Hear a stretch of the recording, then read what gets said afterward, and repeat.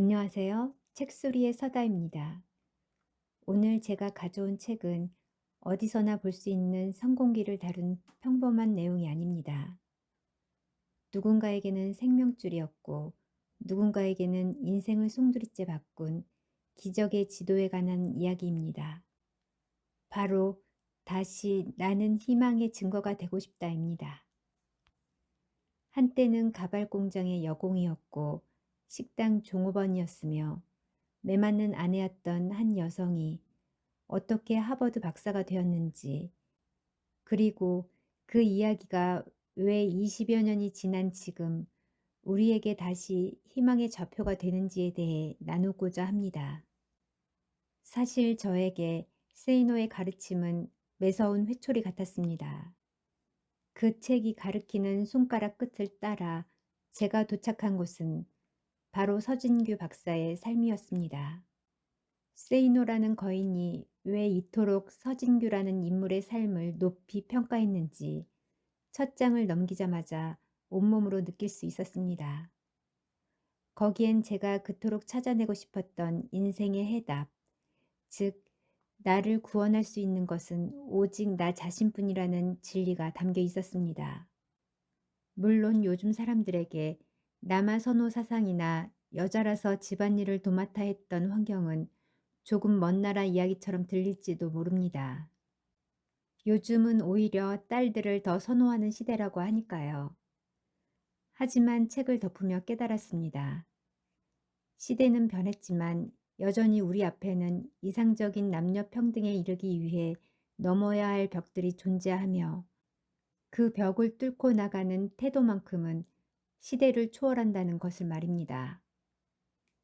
오늘 저는 단순히 성공한 여성의 연대기가 아니라 죽음을 각오하고 자신의 운명을 이끌어간 한 인간의 치열한 기록을 공유하려고 합니다. 본격적인 이야기에 앞서 20여 년 만에 다시 독자들에게 건네는 저자의 서문을 먼저 들려드리겠습니다. 신난다. 내 분신과도 같은 책이 23년 만에 다시라는 문구를 덧붙여 출간되다니. 처음 나는 희망의 증거가 되고 싶다가 출간된 이후 나는 말 그대로 인생 2막이 열렸다. 셀 수 없는 곳에서 강연 요청이 들어왔고 방송 출연 섭외가 밀려들어 순식간에 유명 인사가 되었다. 책을 읽은 수많은 독자들이 강연장에 찾아오고 편지로도 소감을 전하며 그들의 삶을 들려주었다. 그때 나는 느꼈다. 이 책은 나 혼자만의 책이 아니구나. 책이야말로 진정으로 살아 숨쉬는 생명체로구나. 이 책의 여정은 아름다움 그 자체였다. 에필로그에도 썼듯이 이 책은 우연히 태어난 책이 아니다. 나를 대신해 이곳 저곳을 돌아다니며 희망의 씨앗을 뿌리고 희망의 증거를 남겼다. 꿈은 많지만 형편이 어려워 좌절에 빠진 신문 배달 여고생. 실패에 대한 트라우마와 후회 속에서 세상 밖으로 나오기 두려워하던 50대 남성. 생이 너무나 힘들어 자살을 고민하다 책을 보고 생각을 바꾼 청년. 나를 대신해 희망이 필요한 사람들에게 그 무거운 한 걸음을 뗄 수 있는 원동력과 용기를 준 책이다. 뜻밖에도 그 책임은 내가 살아가는 또 다른 희망이 되었다. 내가 약해지려 할 때마다 그들은 나에게 차마 피할 수 없는 책임을 내게 던져주었다. 23년 동안 살아 숨쉬며 나의 이야기를 전해줬고 그때마다 나는 감격했고 감사했고 살아있음에 행복했다. 방송 출연이 줄어들면서 내 근황이 궁금한 독자들이 다소 있었나 보다. 출판사로 연락이 가고 내 지인들을 통해서도 궁금증이 전달되곤 했었다. C형 간염은 나았는지 내 건강을 걱정해주는 독자부터 요즘 근황은 어떤지 잘 사는지 응원해주는 독자까지 그 마음 하나하나가 무척이나 감사하다. 처음 책을 내자고 제안이 들어왔을 때 내가 책을 쓸 수 있을까 무척 우려했다. 당시 나는 내 이야기를 쓴다는 것을 상상조차 못했기 때문이다. 더구나 한글 타이프도 익숙하지 않았을 때였다. 그런데도 한번 써보기로 했는데 막상 시작하고 나니 글 쓰는 것이 멈춰지지가 않았다. 10시간을 내리 쓴 날도 있었다.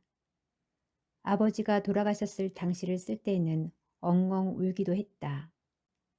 한참을 그렇게 울고 또 쓰고 정말 미친 사람처럼 썼던 기억이 있다. 내 인생은 6학년 때 시작되었다고 해도 과언이 아니다.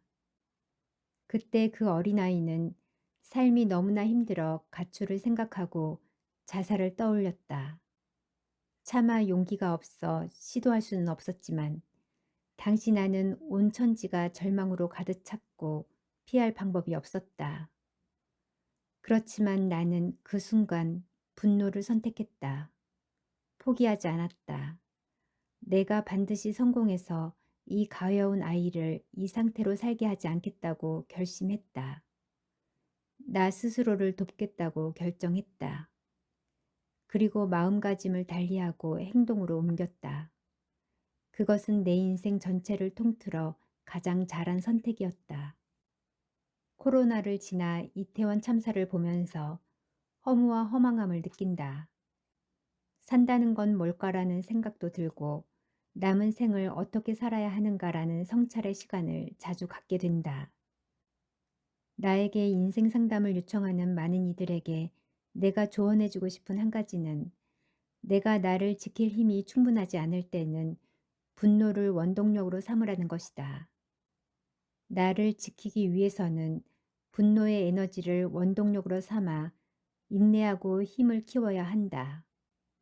종전에는 나만 지키는 것이 아니라 내가 사랑하는 사람도 지킬 수 있다. 나를 일으켜 세우고 포기하지 않게 하는 에너지가 된다. 핵 원료가 된다. 나는 아직도 개울가에서 빨래를 하던 내가 그 가여운 아이가 너무 가엾고 애틋하다. 지금도 많이 힘들 때면 그 아이를 떠올린다. 그 불쌍한 아이. 내가 어떻게 해서든 구해주려던 아이.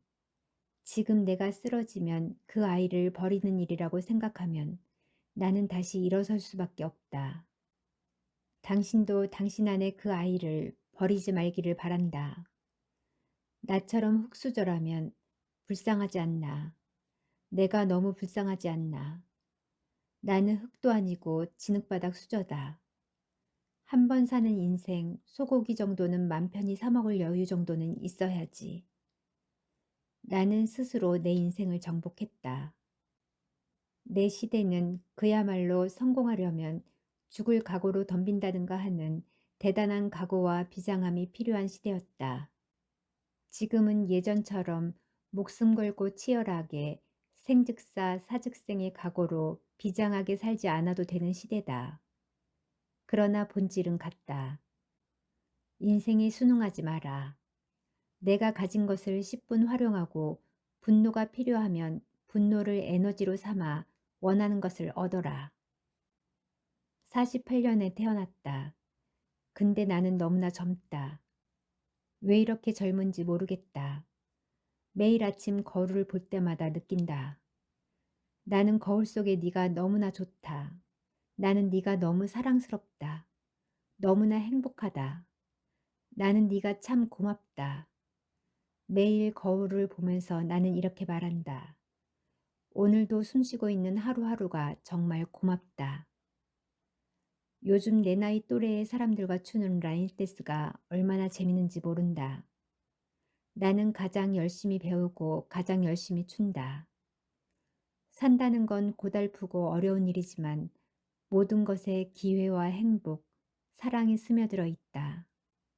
그것을 발견해서 가꾸고 애정해 나가는 것, 그것이 인생이 아닐까? 이 책을 보는 모든 독자가 스스로를 사랑스럽게 느낀다면 정말 더 바랄 것이 없겠다. 서진규 박사의 여정은 탈출과 도전의 연속이었습니다. 시골에서 자란 그녀는 서울에 가면 희망이 있을 거라고 믿고 상경하지만 그곳에서도 가난과 여자라는 사실은 큰 걸림돌이었습니다. 하지만 가발 공장 직공으로 시작해 한 단계씩 나아갔고 결국 한국에서의 한계를 깨달은 그녀는 1971년 주변의 극심한 만류에도 불구하고 미국행을 택합니다. 여자가 혼자 미국에 가면 창녀로 팔려갈 거다라는 무서운 겁박에도 그녀는 흔들리지 않았습니다. 오히려 죽음을 각오하고 비행기에 몸을 실었습니다. 식당 종업원으로 시작해 돈을 모으고 대학을 다니며 결혼으로 잠시 멈췄던 학업의 꿈을 끝내 포기하지 않았던 그녀의 사전에 안조란 없었습니다. 서진규 박사는 무조건 강하기만 한 철인이 아니었습니다. 반복되는 남편의 가정폭력 앞에서는 우리 주변의 평범한 이웃처럼 괴로워하며 선뜻 떠나지 못하는 연약한 모습도 보였습니다. 하지만 그 아래에는 무서운 강인함이 있었습니다. 폭력적인 환경에서 자신을 격리하기 위해 미군 입대를 선택했고 출산과 유산 직후라는 최악의 몸 상태로 혹독한 훈련을 우수한 성적으로 통과해냅니다. 그녀가 고난 앞에서 스스로에게 던진 말은 제 마음을 울렸습니다. 너는 지금이라도 당장 죽음을 선택할 수 있어. 그렇다면 죽음을 각오하고 이 고난을 일단 견뎌보고 결정하자. 죽을 각오로 덤비는 사람에게 세상에 어떤 슬픔이 해를 끼칠 수 있을까요? 그녀는 가정사의 비극이 자신을 해치지 못하도록 매 순간 싸워 이겨냈고 마침내 60의 나이에 하버드 박사가 되었습니다. 서진규 박사가 전하는 메시지는 명확합니다. 일에 끌려다니지 말고 일을 이끌어 나갈 것. 나를 위해 일을 하되 그 일의 결과가 남들에게도 돌아갈 수 있도록 할 것. 우리는 종종 상황 탓을 하며 끌려갑니다. 하지만 그녀는 어떤 열악한 환경에서도 주도권을 놓지 않았습니다. 실패는 끝이 아니라 더 큰 성공으로 가기 위한 우회도로일 뿐이라고 우리를 다독입니다. 마지막으로 저자가 우리에게 남긴 에필로그의 한 대목입니다. 많은 사람들이 인간이 만든 올가미에 자신들을 속박해왔다. 나는 그러한 올가미에 굴복하지 않는 참다운 삶을 살고 싶었다.